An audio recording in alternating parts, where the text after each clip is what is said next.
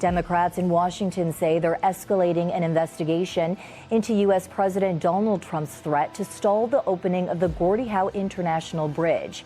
They allege Trump's social media posts came just hours after U.S. Commerce Secretary Howard Lutnick met with Matthew Maroon, the billionaire owner of the rival Ambassador Bridge, whose family has long opposed the new crossing.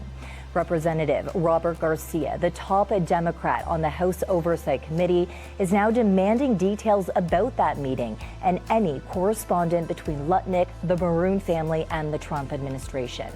In a letter, Democrats say wealthy donors should not be holding secret meetings with administration officials to influence economic and foreign policies, and are calling for answers about what was discussed. All of this comes as a separate report from the Michigan-based Anderson Economic Group warns any delay to the bridge's opening could cost around $7 million per week, with those costs ultimately filtering down to lenders, businesses, and taxpayers. A single threat can expose the fault lines of an entire economic system. When President Donald Trump suggested blocking the opening of the Gordie Howe International Bridge, the headlines focused on the drama. But beneath the noise, something far more important was happening. A $6.40 billion piece of infrastructure financed by Canada, co-owned by Michigan, and essential to a quarter of all U.S.-Canada trade, suddenly revealed how fragile North America's economic architecture really is. This wasn't just a dispute about a bridge. It was a window into the incentives, vulnerabilities, and power struggles shaping the future of continental trade. And it showed how quickly a single political decision can ripple through supply chains, industries, and the strategic balance between nations. This is the Gordie Howe Bridge crisis, and this is Tradeconomics. The Gordie Howe International Bridge is not just concrete and steel. It is a strategic artery in the most important bilateral trade corridor in the world. Roughly 25% of all goods traded between Canada and the United States move through the Detroit-Windsor Gateway. The North American auto sector depends on components that cross the border multiple times before final assembly. A delay at this crossing is not symbolic, it is systemic. It affects factories, workers, and the economic architecture of two nations. The bridge was designed to solve a structural weakness: the region's dependence on a single aging crossing, the privately owned Ambassador Bridge.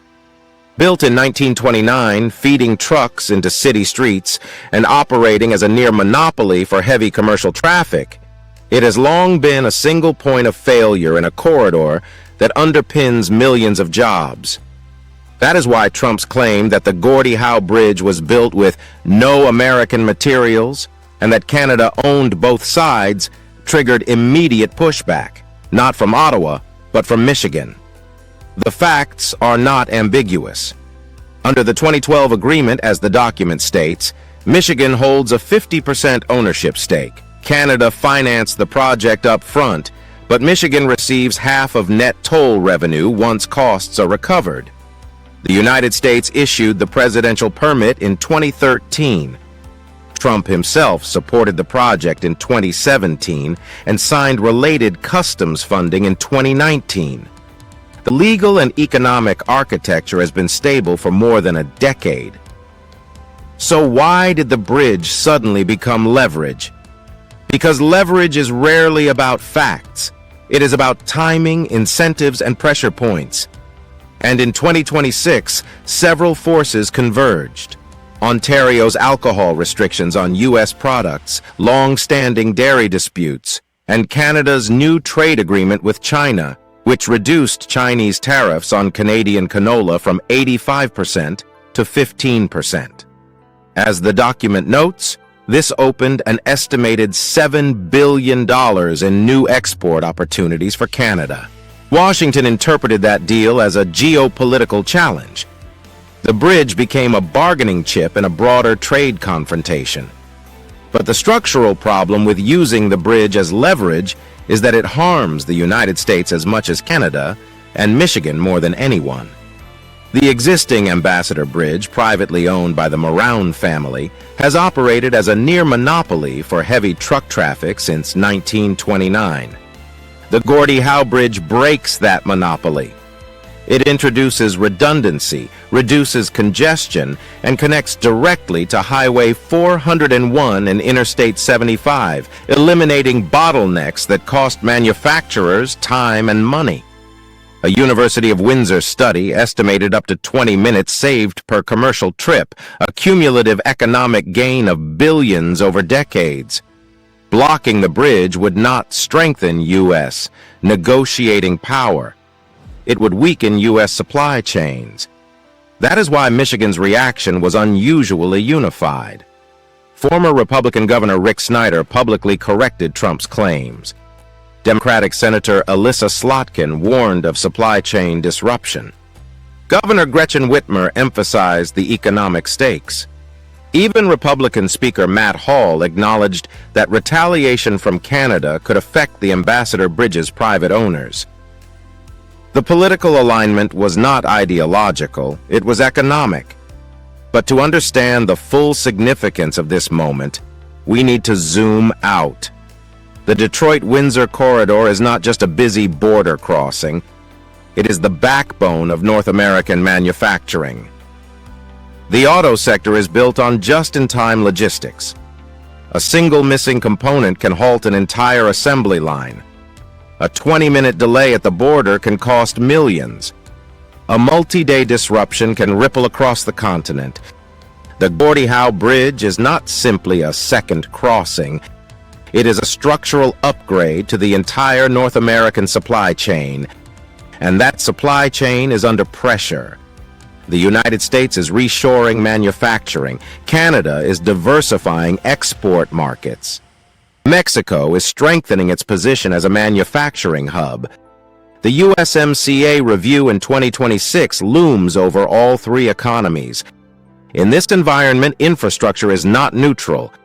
It is leverage, it is bargaining power, it is strategic advantage. That is why the bridge matters far beyond Michigan and Ontario. It is a symbol of how deeply integrated the three economies have become and how vulnerable that integration is to political shocks. The deeper tension lies in the structure of the Detroit-Windsor corridor. A single private monopoly controlling a critical trade artery is a vulnerability.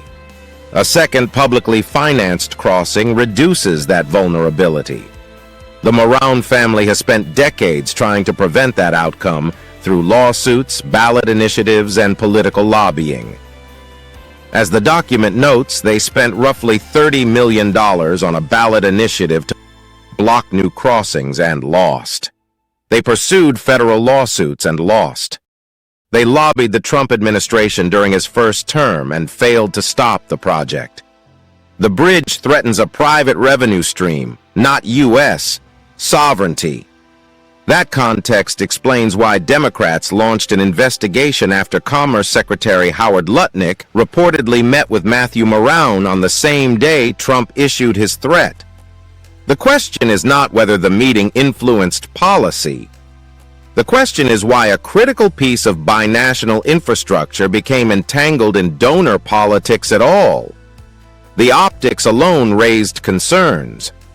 As the document notes, the meeting occurred the same day Trump posted on Truth Social, intensifying suspicions that the bridge had become collateral in a broader political and economic struggle. The economic cost of delay is measurable.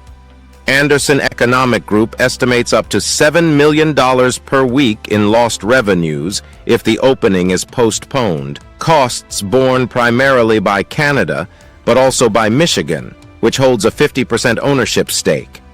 Interest expenses alone could reach $4.25 million per week. These are not abstract numbers. They represent real pressure on supply chains, manufacturers, agricultural exporters, and cross-border workers. And they do not include the broader economic ripple effects across industries that depend on efficient cross-border movement. But the broader economic implications go further. The Detroit-Windsor corridor is the beating heart of North American manufacturing. The auto sector depends on just-in-time delivery. A 20-minute delay at the border can shut down an assembly line. A multi-day disruption can cost millions. A prolonged blockage can ripple across the continent. The Gordie Howe Bridge is not simply a second crossing. It is a structural upgrade to the entire North American supply chain. And that supply chain is evolving. Electric vehicle production is reshaping manufacturing footprints. Battery supply chains are shifting. Critical minerals are becoming strategic assets. The United States is pushing for domestic content requirements. Canada is investing in EV supply chains. Mexico is expanding its role in automotive manufacturing. In this environment, infrastructure is not just a physical asset. It is a competitive advantage. It determines which factories thrive, which regions attract investment, and which countries hold leverage in trade negotiations. The Gordie Howe Bridge strengthens North America's ability to compete globally. It reduces congestion. It increases redundancy. It lowers costs. It improves reliability. It supports manufacturing. It enhances resilience. And it does so at a moment when global supply chains are being redrawn. China is recalibrating its export strategy. Europe is grappling with energy shocks. Emerging markets are competing for manufacturing investment. In this global context, the Detroit-Windsor corridor is not just a border crossing. It is a strategic asset in the global economy. And that is why the political drama obscures the deeper truth. The bridge is not a bargaining chip. It is a necessity. Canada financed the bridge. Michigan co-owns it. The United States approved it. The auto sector needs it. The supply chain depends on it. And the private monopoly that once controlled the corridor will face long overdue competition. The political drama may dominate headlines, but the structural incentives point in one direction. The bridge will open. Not because of diplomacy or goodwill, but because the economic architecture of North America leaves no alternative. The Detroit-Windsor corridor is too important, too integrated, and too exposed to rely on a single aging crossing owned by a private family. In the end, the Gordie Howe Bridge crisis was never about concrete, steel, or construction permits. It was about leverage, who has it, who wants it, and how easily it can be weaponized in a deeply integrated continental economy. The political drama may fade, but the structural lesson remains. North America's prosperity depends on predictable, rules-based cooperation, not on the volatility of political moods. Canada financed the bridge. Michigan co-owns it. The United States approved it. And the supply chains that bind the continent together require it. The incentive point in one direction. The bridge will open because the economic architecture of North America leaves no alternative. This wasn't a story about a threat. It was a story about the system behind the threat and the power dynamics that will shape the next decade of North American trade. This is Tradeconomics.